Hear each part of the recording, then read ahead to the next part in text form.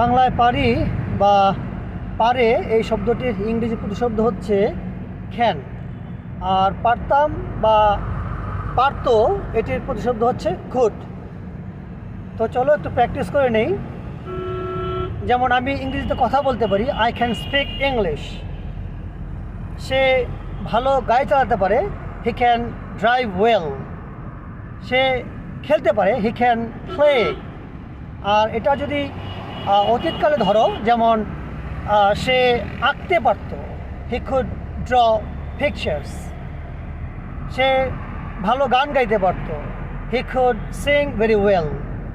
এতগুলো হ্যাঁবোধক বাক্যগুলো যদি এখানে তুমি নেগেটিভ করো, তাহলে তোমাকে ইউজ করতে হবে cannot or could not.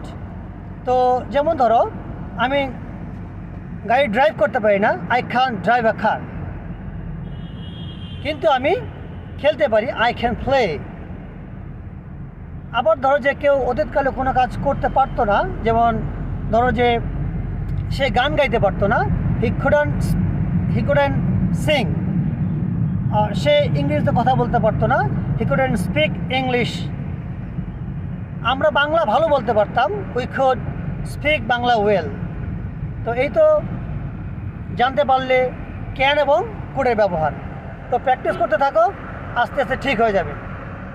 Good day to you.